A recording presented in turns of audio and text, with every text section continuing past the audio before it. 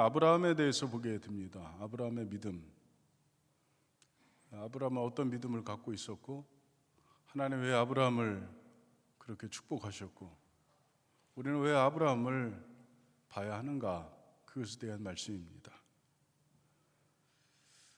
아브라함은 첫 번째 기근을 만났을 때 참담한 패배를 합니다. 창세기 12장 후반부에 보면 그 땅에 기근이 임했다 그렇게 되어 있고, 아브라함은 어디로 갑니까? 애굽으로 내려갔습니다. 하나님 기뻐하시는 일은 아니었습니다. 그건 아브라함의 선택이었습니다. 그 결과로 아브라함은 애굽에 내려와서 가정이 깨져버렸습니다. 아내 사레는 바로왕에게 빼앗겨 버렸고, 또 얼마 안 가서 사레가 누이가 아닌 아내라고 하는 것이 들통이 나버렸습니다. 한 나라의 왕, 그것도 애굽의 왕을 능멸한 일이 되는 거죠. 여러분 같으면 어떻게 될 것 같습니까? 아브라함이 살아남을 수가 있는 상황이 아닙니다. 그런데 하나님께서 아브라함에게 개입하셨습니다.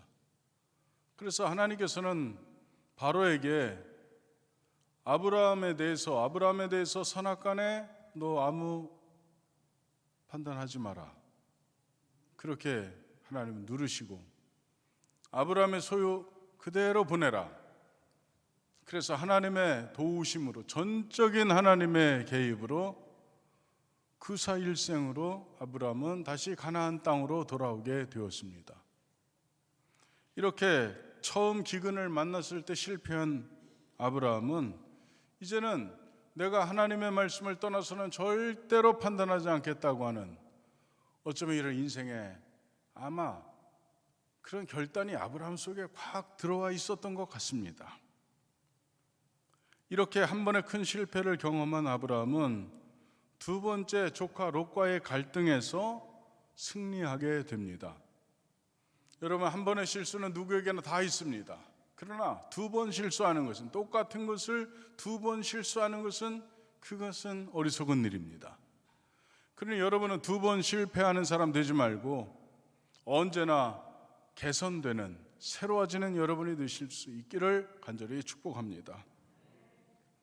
그러면 어떻게 아브라함은 승리할 수 있게 되었을까?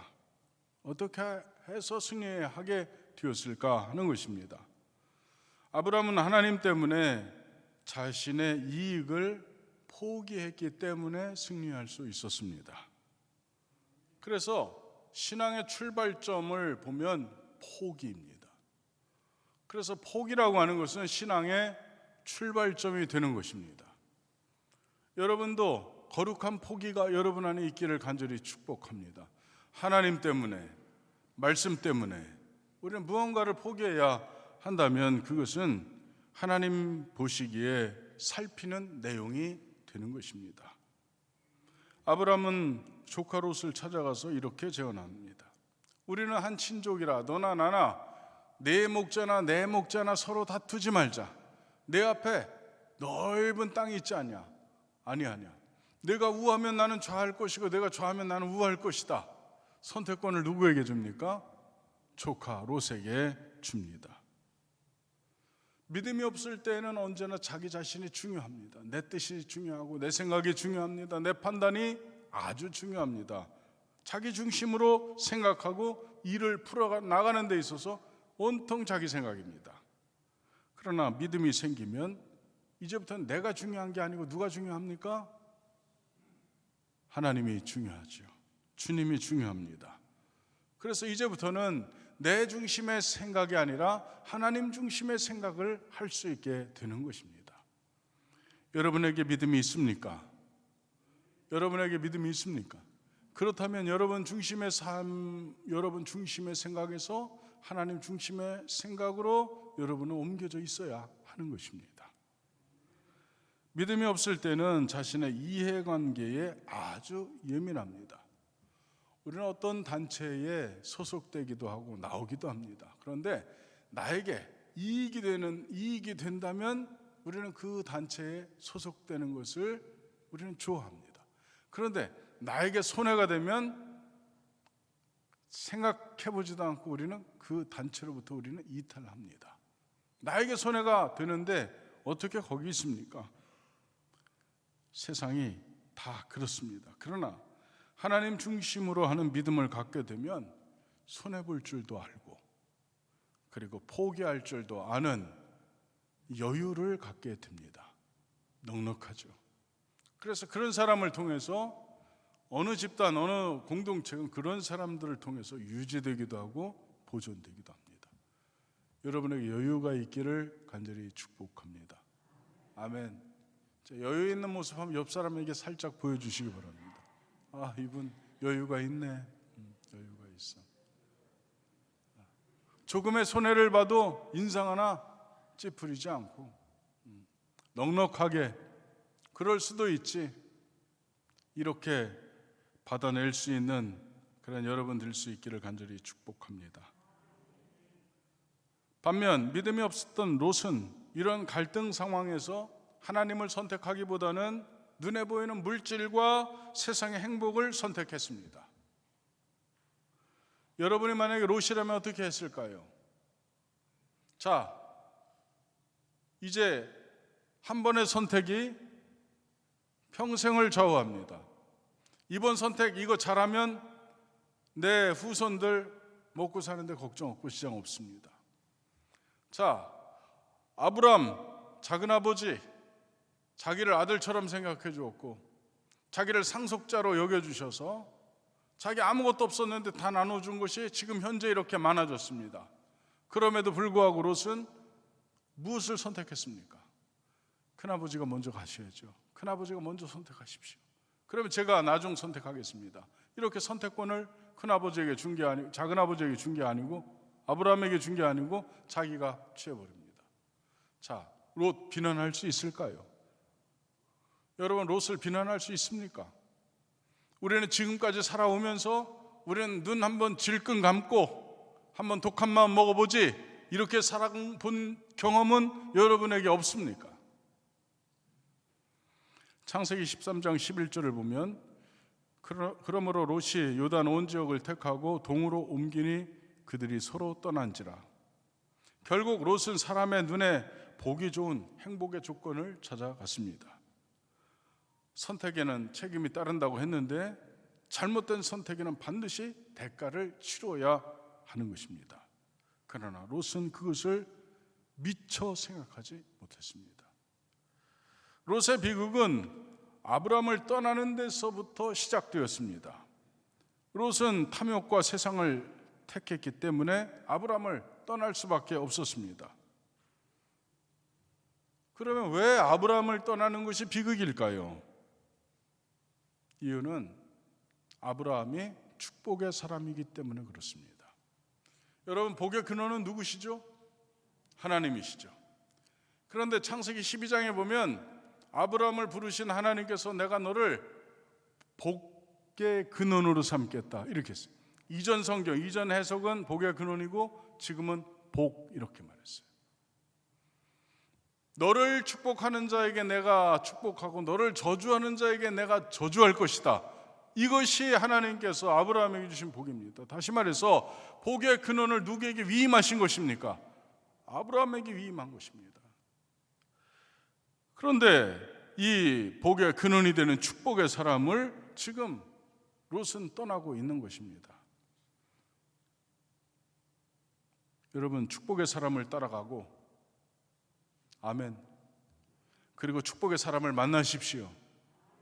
기도의 사람을 만나고 믿음의 사람을 만나시기 바랍니다. 그럼 평생 후회하지 않습니다. 우리가 힘들고 어렵고 슬픔과 고통 가운데 있는 대부분의 이유는 친구를 잘못 만나서 그런 엄청난 일을 만나게 되는 것입니다. 그러니 여러분, 좋은 사람 만나시기를 바랍니다. 축복의 사람을 만나시기를 바랍니다. 선택은 여러분이 하겠지만 결과도 여러분이 책임지는 것입니다. 창세기 13장 12절에서 아브라함은 가나안 땅에 거주하였고 롯은 그 지역의 도시들에 머무르며 그 장막을 옮겨 소돔까지 이르렀더라. 소돔까지 이르렀더라 그렇게 되어 있습니다. 아브라함이 끝까지 거주한 땅은 가나안 땅입니다. 지금 현재 아브라함에게 있어서 가나안 땅은 외로운 땅이었습니다. 그리고 기근이 임했으니까 앞에는 광야처럼 아무것도 없는 빈들입니다. 그러나 아브라함은 하나님의 말씀과 약속이 있었기 때문에 그 땅에서 지금 그 땅을 붙들고 있는 것입니다. 눈물이 똑똑 떨어지고 가슴이 무너져도 아브라함은 지금 그 빈들에 서 있는 것입니다. 그게 간혹 믿음의 사람들이 행해야 되는 결단들입니다. 하지만 롯은 세상의 물질을 따라갔습니다. 롯은 평지 성읍에 머물며 그 장막을 옮기기 시작했습니다. 창세기 13장 12절에 보면 아주 중요한 표현이 나와 있는데 소돔까지라고 하는 말이 기록되어 있습니다. 소돔까지. 여러분, 물질을 택하면 소돔까지 가는 것입니다. 처음부터 그곳까지 갈 마음은 없었을지 모릅니다. 그러나 결국은 그곳까지 가고 마는 것입니다. 이 길은 멸망의 길이고 심판의 길입니다. 예수님께서 넓은 길로 가지 마라, 좁은 길로 가라 이렇게 말하고 있습니다. 넓은 길은 인기 있는 길로서 많은 사람이 가는 길입니다. 그러나 좁은 길은 길이 협착하고 어려우니까 사람들이 가지 않습니다. 그러나 그 좁은 길 가는 사람이 내가 됐으면 좋겠다고 주님 오늘 이 시간에 말씀하시는 것입니다. 여러분이 아브라함의 길을 가시기를 축복합니다. 두 번째로 생각해 볼 수 있는 것은 하나님은 거듭나기를 원하시는 분이다라고 하는 것입니다. 하나님은 거듭나기를 원한다. 거듭나기를 원하시는 하나님. 롯은 아브라함을 떠났습니다. 아브라함은 홀로 남았습니다. 이렇게 신앙은 항상 하나님과 독대하는 것입니다. 만약에 여러분이 하나님과 독대한 경험이 없다면 진정한 신앙의 사람이라고 말하기가 조금 어렵습니다. 그러니 하나님과 독대하는 경험을 여러분은 갖고 있기를 축복합니다. 신앙 때문에 때로는 외로워지기도 합니다. 외롭습니다. 때로는 우리가 신앙을 가졌다는 이유 때문에 버림받기도 합니다. 여러분, 많은 사람이 이렇게 묻습니다. 이래도 신앙을 선택해야 되겠습니까? 많은 사람들이 갈등합니다. 이렇게 어려운, 이렇게 외로운데 신앙 때문에 나는 이런 절망 속에 나는 빠졌는데 이래도 나는 신앙을 선택해야 할까요? 라고 하는 갈등과 고민을 이야기할 때가 있습니다. 여러분, 많은 사람이 자신의 청춘과 젊음을 아까워합니다.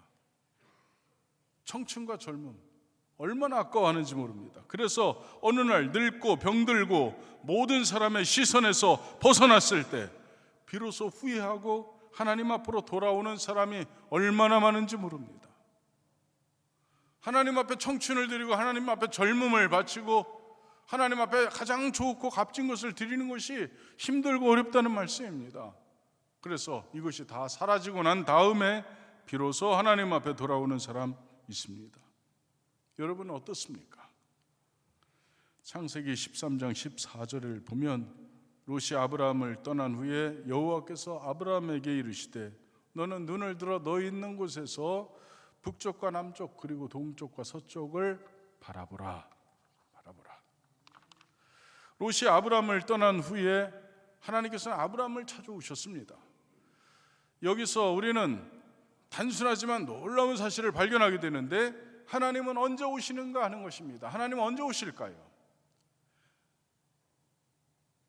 롯이 떠나고 나서 그때 오셨습니다. 아브라함은 롯과 갈등을 겪고 있을 때 손해를 볼 것이냐 말 것이냐 이런 많은 고민을 했고 결국 아브라함은 손해를 선택했고 하나님의 뜻을 선택했고 롯은 떠났습니다. 롯이 떠난 후에 하나님이 그곳에 찾아오셨습니다.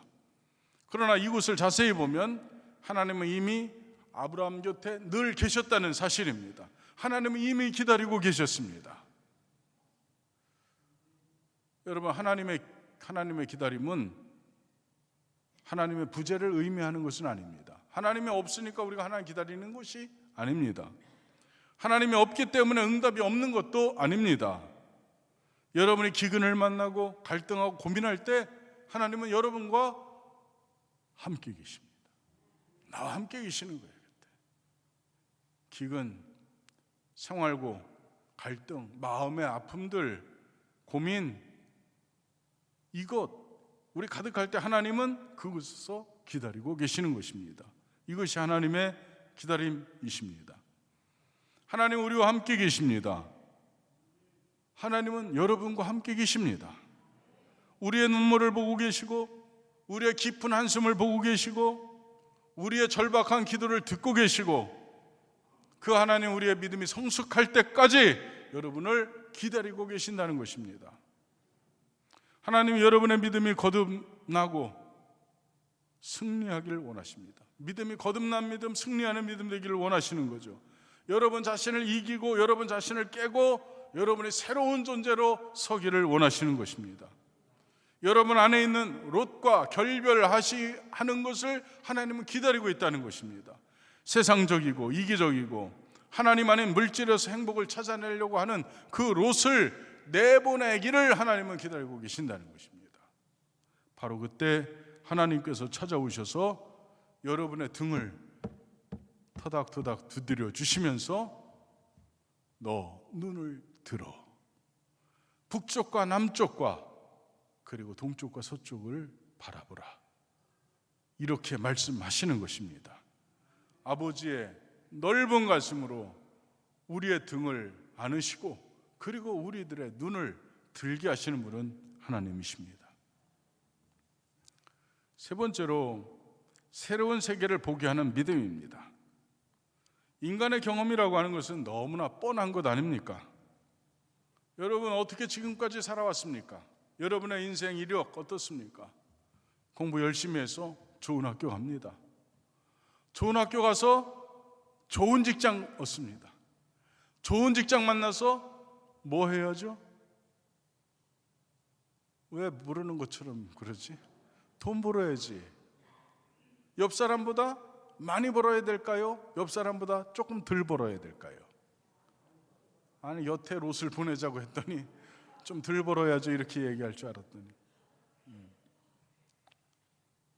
우리들의 인생의 이력은 다 그렇습니다.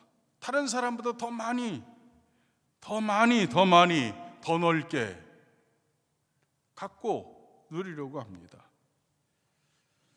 그렇게 해서 죽음 앞에 서면 한 줌의 재에 불과합니다. 저는 저 청설공원에 가끔 갑니다. 그러면 청설공원에 가서 잘 모시고 가서 나올 때는 단지 하나 들고 나옵니다. 단지 조그만한 단지 하나 들고 나오는데 거기에는 한 줌의 재가 있을 뿐입니다. 여러분, 우리는 그 한 줌의 행복을 얻기 위해서 얼마나 피나는 경쟁을 하고 얼마나 처절하게 싸우고 얼마나 냉혹하게 사람을 대하는지 모릅니다. 그러나 믿음을 가지고 하나님을 선택하면 놀라운 일이 생깁니다. 놀라운 일이 생길 줄 믿습니다. 나라는 존재가 상상할 수 없는 세계를 얻게 되는 것입니다. 모세는 80에 눈을 들어서 불타는 떨기나무를 보았습니다. 갈렙은 84세에 눈을 들어서 헤브론 땅을 보았습니다. 하나님을 만난 사람들은 절코 포기하지 않습니다. 하나님을 만난 사람들은 언제나 눈을 들어서 비전을 보는 것입니다. 그러나 여러분도 비전을 보아야 한다는 것입니다. 비전을 보시기를 축복합니다. 두 번째는 너 있는 곳에서라고 말씀하십니다. 당신이 있는 곳부터 시작합니다. 축복이라고 하는 것은 하늘에서 뚝 떨어지는 거 아닙니다. 땅에서 확 솟아오르는 것도 아닙니다. 축복이라고 하는 것은 언제나 하나님에게서 오는 것인데 그 오는 자리가 여러분이 있는 자리입니다. 사람들은 모두 자기 현실을 싫어합니다.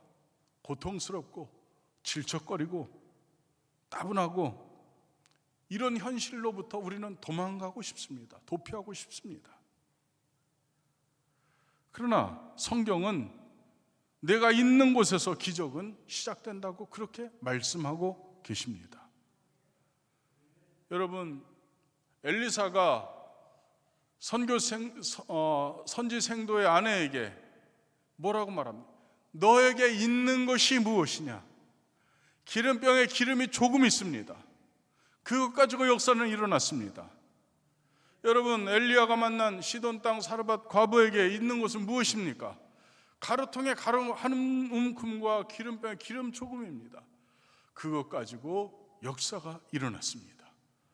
여러분, 예수님께서 빈들에 있는 모든 사람에게 양식을 나눠주라고 했을 때 그 양식은 300데나리온의 떡으로 이루어진 것이 아니라 어린아이가 가지고 온 보리떡 5개와 물고기 2마리로 이루어진 역사입니다.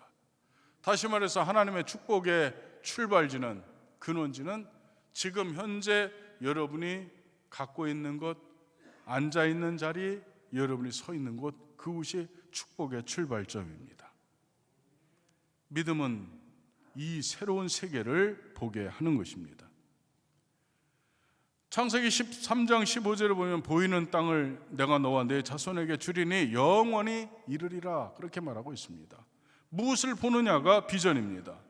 내가 보는 땅을 내가 줄 것이다 라고 하는 말씀입니다. 여러분, 눈을 감고 있으면 아무 역사도 일어나지 않습니다. 그러니 하늘을 보고 하나님을 보시기를 주님의 이름으로 축복합니다. 믿음은 이 새로운 세계를 보는 것입니다. 창세기 13장 16절에 내가 내 자손이 땅에 티끌 같게 하리니 사람의 땅에 티끌을 능히 셀 수 있을진데 내 자손도 세리라. 이 말씀은 하나님의 축복은 무한하다는 것입니다. 하나님이 주시는 축복은 셀 수가 없습니다. 하나님이 주시는 축복은 상상할 수 없을 만큼 큽니다. 우리가 감히 재볼 수가 없습니다. 그러니 여러분은 하나님을 선택하시기를 축복합니다. 세상을 선택하지 말고 하나님을 선택하시기를 축복합니다.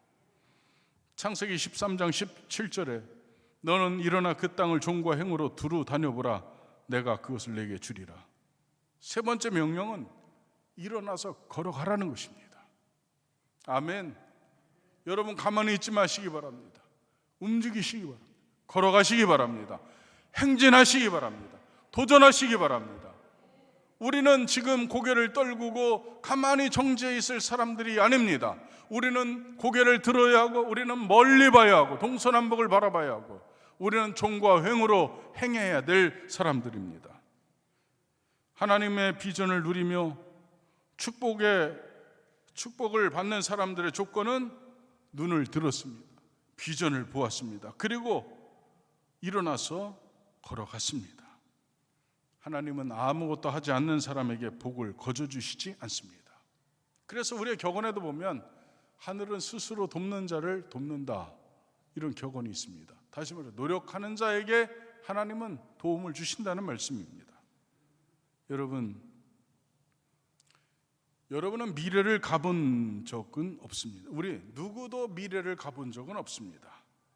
우리는 내일 일을 알지 못하는 사람입니다. 그러나 미래는 믿음의 사람의 것인 것은 분명합니다. 여러분이 미래의 주인이 되시기를 축복합니다. 이렇게 믿음은 새로운 세계를 보게 하고 새로운 마음을 갖게 하고 하나님의 꿈과 비전을 소유하게 하는 것이 믿음입니다. 그런데 오늘 여러분 모든 분들이 이 믿음 갖기를 주님의 이름으로 축복합니다.